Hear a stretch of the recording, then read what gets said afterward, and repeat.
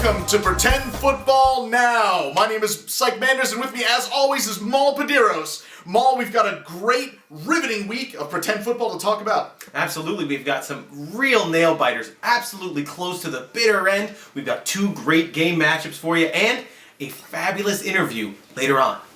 Certainly excited about that interview. So, without further ado, let's take it away. Alright, our first game of the week features the 4-4 Lakehurst Dirigibles visiting the 6-2 Sharksville Gravy Legs in an early season matchup of division foes that could have some serious implications to the playoff races later this year. Both teams dominated the competition last week going 2-0, but something had to give in this grudge match. The early week saw the Dirigibles holding a slim 2-point lead heading into Monday Night Football. The Dirigibles were led by great performances from Julian Edelman with 24 and Todd Gurley with 17. Two rather suspicious moves from Coach Medeiros this week as he left former Gravy Legs player Jeremy Hill and rising PPR stud Theo Riddick in the bench in the matchup. The former only scored 3 points while the latter a commanding 21. Coach Mike Hooter's squad was led by the golden arm of Carson Palmer and his 18 points, backed up by Frank Gore's 15 with Julio Jones adding another 11. The Gravy Legs were also bereft with some bench blues of their own, deciding to start former dirigible CJ Spiller, who could only pile up 4 points, being outscored by Andre Ellington's 12, David Johnson's 13, and Ryan Matthews' 18, who all sat on porcelain thrones on the Gravy Legs sideline. With all these bumbles, Coach Medeiros and the Dirigibles had to feel supremely confident that their chances of stealing this big game on the road in the division against a heavy favorite who had won 4 consecutive games. I mean, Antonio Gates, coming off suspension, couldn't possibly outscore Keenan Allen. Could he? No, we certainly didn't have to wait long for the answer when on the first possession of the game, Gates caught 3 passes and a touchdown, effectively torching the Dirigibles, turning them into nothing more than a flaming wreck of bluster and gas. Of all the malignant misplays made by these coaches, none were more disappointing than Dante Moncrief over Theo Riddick. If Coach Medeiros had only played with his heart, he would have stolen the game instead of looking up at the Gravy Legs in the standings, now 3 full games back. Another week, another thrilling new segment for you, our PSBN watchers. It's time for Psych and Maul's Portraits of Pain. So, we welcome our guest, Jamal Charles. Mr. Charles, how are you feeling today?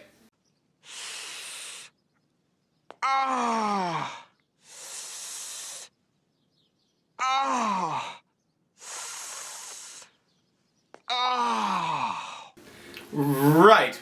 Well, we all understand that your ACL injury must be very painful. Has the renowned Dr. Fung given you any timetable for your return?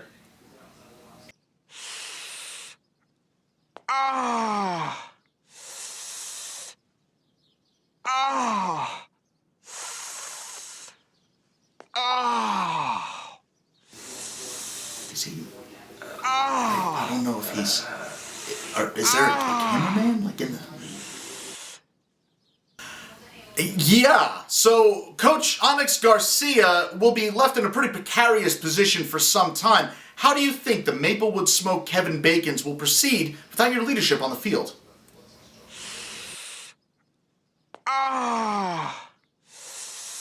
Sure.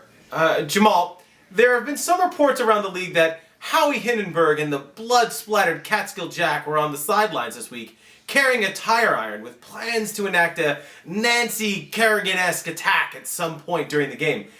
Do you have any comments regarding these reports?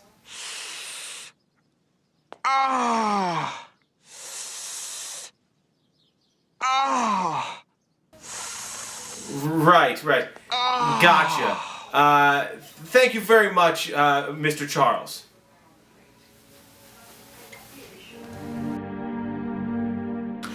It's another week, and yet another game on the operating table. It's time for Psych Scalpel. Let's open her up. A brutal family affair. A bloody knuckles bout between father and son. Coach Dan Swanson and Coach Kylan Swanson go head-to-head, or as my colleague Maul Padiros would say, head-to-foot. The not very goods were besmashered upon the field, living up to their name and possibly pleasing the Funchies. He scored a total of 56 points, led by the Patriots' defense? Is that right? The defense. Okay, all right. He was led by the Patriots defense, apparently. 14 points. Somehow, Chris Johnson was the next highest scoring player with about 12 points. Alfred, I don't know what football is. Morris, only scoring a single lone point. So lonely, that point. As usual, the bench was where all the action was. Shane Vereen sitting on 25 points like a golden egg. If he was playing, he might have tipped the balances, but as it stood, there was no help for the not very goods. The patricide committing Bill Brunoists scored 92 points, led by Tyler Eifert with 29 points and Giovanni Bernard showing them teeth with 15. Niall Davis, however, managed nothing but, well, nothing. Not that any of that mattered. The Bill Brunoists were grim-faced at this particular execution. Clearly the Swanson family crown is in hideous motion. Long live the new king! When reached for comment, all Coach Kylan would say, and I'm quoting here, was, "Suck it." Yeah, suck it. End quote. Not for nothing, Kylan, but Degeneration X was a long, long time ago. And that's all from Cy Scalpel. Certainly that was an absolutely riveting week of pretend football. I agree. Maul, let me get your word of the week. Disappointment. Disappointment for some team owners, maybe. But for us, it's perfect. For pretend football, now.